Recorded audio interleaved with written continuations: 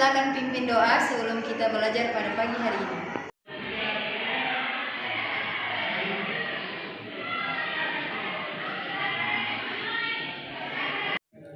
Teman-teman, sebelum kita memulai mata pelajaran hari ini, marilah kita terlebih dahulu berdoa. Berdoa mulai.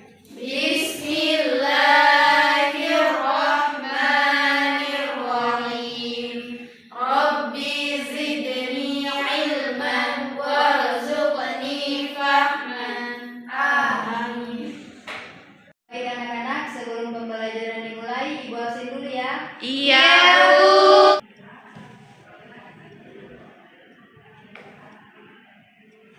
Nazma Iwan, Hadir, Bu. Ramina Rumalutur, Hadir, Bu. Wasam Sulia, Hadir, Bu. Durni. Hadir, Bu. Baik, semuanya hadir ya anak-anak. Ya, Bu. Anak-anak, apakah ada yang tahu agama yang telah Allah sempurnakan melalui baginda Rasulullah SAW? Ada, Ibu. Apa itu anak-anak? Islam, Bu. Iya, baik sekali. Ada yang tahu Islam masuk ke Indonesia pada abad keberapa? Tahu, Yang Ibu. tahu, Ibu. Ya, yang tahu silakan sebutkan pada abad keberapa. Ya, pada abad ke-7, Ibu. Iya, baik sekali. Ada yang tahu lagi? Pada abad keberapa? Ke-11, Ibu. Baik sekali. Berikan aplaus untuk kita semua. Jadi anak-anak sekalian, boleh perhatikan di slide yang telah Ibu tampilkan. Baik anak-anak sekalian, mohon perhatiannya. Di sini kita akan belajar tentang Islam Nusantara. Ibu akan menjelaskan tentang sejarah masuknya Islam ke Nusantara. Tujuan pembelajaran kita pada hari ini adalah anak-anak mampu menjelaskan tentang sejarah masuknya Islam ke Nusantara. Yang kedua, anak-anak mampu menyebutkan proses masuknya Islam ke Nusantara. Baik anak-anak sekalian, sejarah masuknya Islam ke Nusantara yaitu melalui 5 tahap. Yang pertama ada perdagangan, yang kedua ada perkawinan, yang ketiga ada pendidikan, yang keempat ada tasawuf, dan yang kelima ada kesenian. Baik anak-anak sekalian, yang pertama adalah Islam masuk ke Nusantara melalui perdagangan, yang dimana masyarakat dari Jazirah Arab datang ke Nusantara untuk menjual barang dagangannya mulai dari abad ke-7 Masehi sampai ke abad 16 Masehi. Kemudian proses yang kedua ada melalui proses perkawinan, yang dimana para saudagar muslim yang dari Jazirah Arab datang ke Nusantara dan menikahi wanita-wanita lokal. Namun sebelum pernikahan itu dilakukan, para wanita-wanita lokal itu disuruh untuk mengucapkan 2 kalimat syahadat. Kemudian dari proses perkawinan inilah maka tersebarlah keluarga muslim yang ada di negara kita, yaitu negara Indonesia. Dan proses yang ketiga yaitu melalui pendidikan, yang dimana penyebaran ajaran Islam melalui pendidikan setelah terbentuknya masyarakat Islam di Indonesia, yaitu yang pertama dengan cara perdagangan, yang kedua dengan cara perkawinan, dan yang ketiga yaitu mereka membangun pendidikan Islam yang ada di Nusantara. Mereka memberikan pendidikan yang pertama yaitu di rumah, di teras-teras masjid, kemudian juga di musola. Setelah itu mereka membangun madrasah dan juga pondok pesantren untuk mendirikan pendidikan agama Islam sebagai santri. Kemudian yang keempat adalah proses masuknya Islam melalui tasawuf, yang dimana ajaran tasawuf ini banyak dijumpai dalam cerita babat dan hikayat masyarakat setempat.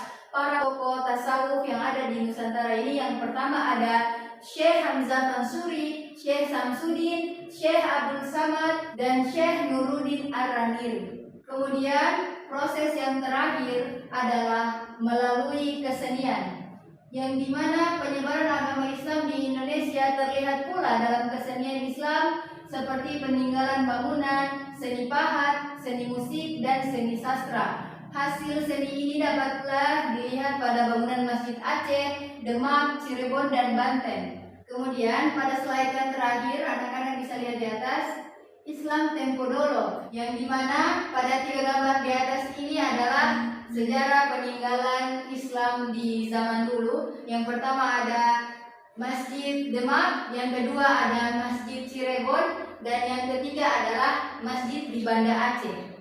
Baik anak-anak sekalian, itulah materi yang dapat Ibu sampaikan. Apakah ada yang mau bertanya? Ada Bu. Iya, silakan Nazma. Iya Ibu, jadi pertanyaan Nazma singkat saja mengenai selain 5 jalur tadi yang Islam masuk ke Nusantara, apakah ada jalur lain Ibu? Karena kalau kita lihat Ibu, untuk di Indonesia merupakan negara yang penduduk muslimnya itu paling banyak. Jadi ada tidak jalur lain selain 5 jalur tadi? Mungkin itu saja Ibu. Ya, baik sekali pertanyaan dari Nazma. Jadi melalui 5 proses yang telah Ibu jelaskan tadi, ada satu proses yang tidak tertulis, yaitu melalui proses politik, yang dimana proses politik ini berasal dari Kekhalifan Turki Utsmani. Kemudian mereka mengirim para konsultan untuk bekerja sama dengan kesultanan yang ada di Indonesia. Maka dari proses politik tersebutlah Islam berkembang di Nusantara. Apakah Nazma sudah paham? Ya, paham Bu. Terima kasih Bu. Anak-anak berikan aplaus. Masih ada lagi yang mau bertanya? Tidak, Bu. Ya, kalau tidak ada lagi yang mau bertanya, Ibu punya potongan kertas. Di sini Ibu akan membagikan potongan kertas ini. Jadi dari potongan kertas ini, anak-anak silakan menulis pertanyaan kalian tentang materi yang telah Ibu ajarkan tadi. Kemudian dari pertanyaan-pertanyaan kalian akan Ibu ambil kembali, Ibu akan mengacak, dan Ibu akan menunjukkan satu orang untuk menjawab pertanyaan yang dia dapat. Kemudian setelah dia menjawab pertanyaan itu, dia menunjuk temannya untuk menjawab soal yang lain. Ini untuk Nazma, ini untuk Samsulia, ini untuk Murni, dan ini untuk Ramina. Silakan kalian menulis pertanyaan kalian dan Ibu berikan waktu 2 menit dari sekarang. Ibu akan mengajak pertanyaan-pertanyaan kalian dan Ibu akan membagikan ulang kepada kalian semua.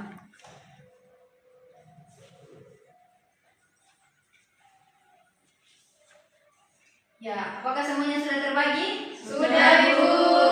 Ibu akan menunjuk Nazma untuk menjawab pertanyaan yang telah didapat. Ya, jadi pertanyaannya adalah sebutkan salah satu jalur masuknya Islam di Nusantara, kemudian jelaskan. Ya, jadi salah satu caranya yang sudah dijelaskan yang terakhir tadi yang saya tanyakan berkaitan dengan jalur yang sering dilupakan atau tidak tertulis, yaitu berkaitan dengan jalur politik. Jadi jalur politik itu merupakan salah satu jalur yang memang menyumbangkan atau merupakan jalur sumbangsi yang besar di mana Islam itu menjadi agama yang pesat dan juga memiliki populasi terbesar di Indonesia. Mungkin itu Ibu. Teman-teman berikan aplaus kepada Nazma. Ya, jadi jawaban yang telah disampaikan oleh Nazma itu sudah cukup baik, karena yang tadi telah Ibu jelaskan ada 5 jalur masuknya Islam ke Nusantara, dan ada satu jalur yang sering terlupakan atau tidak tertulis, yaitu jalur politik yang telah dijelaskan oleh Nazma. Baik sekali. Kemudian Nazma silakan menunjuk temannya. Nazma tunjuk Lurni. Ya, Lurni silakan menjawab pertanyaan yang telah Lurni dapat. Ya, pertanyaan saya di sini yaitu sebutkan peninggalan-peninggalan sejarah Islam di Nusantara. Jadi peninggalan Islam di Nusantara yang pertama yaitu Masjid Demak, yang kedua yaitu Masjid Cirebon, dan yang ketiga adalah Masjid di Banda Aceh. Ya, bagus sekali. Ayo teman-teman berikan aplaus kepada Lurni. Baik sekali jawaban dari Lurni. Ibu akan sedikit menambahkan tentang peninggalan-peninggalan yang ada di Nusantara dari zaman dulu dan masih ada dan masih dilestarikan hingga saat ini. Yang pertama ada seni pahat, seni sastra, seni musik, dan yang tadi telah Lurni jawab yaitu peninggalan masjid seperti Masjid Demak, Masjid Aceh, dan yang lainnya. Baik anak-anak, dari penjelasan yang telah Ibu jelaskan dan juga dari jawaban-jawaban yang telah anak-anak jawab, di sini ada yang bisa memberikan kesimpulan dari materi yang telah selesai ini? Saya Silakan. Baik Bu, jadi kesimpulan yang bisa saya tarik dari pembelajaran kita hari ini ialah yang pertama bahwa Islam itu masuk ke Indonesia dimulai dari abad ke-7 Masehi melalui jalur perdagangan, jalur pendidikan, jalur tasawuf, jalur pernikahan, dan juga jalur kesenian. Dan diantaranya jalur yang paling berperan penting ialah jalur yang sering terlupakan, yaitu jalur politik, Ibu. Itu saja yang bisa Nazma simpulkan. Kurang dan lebihnya saya mohon maaf. Terima kasih, Bu. Ya, baik sekali Najma. Jadi kesimpulan yang telah Najma jelaskan itu sudah sangat jelas dan Ibu tidak perlu untuk mengulanginya lagi. Kemudian Ibu akan memberikan tugas kepada anak-anak sekalian. Silakan kalian menghafal tokoh-tokoh Islam. Yang pertama mulai dari tokoh pendidikan Islam dan juga tokoh tasawuf dalam Islam. Dan kalian akan menghafalnya kemudian setor ke Ibu untuk tugas pekan depan. Ya, Ibu. Baik anak-anak sekalian, telah berakhirlah mata pelajaran kita pada siang hari ini. Mari sama-sama kita menutup dengan membaca hamdalah dan lanjut dengan membaca doa kafaratul majelis. Alhamdulillah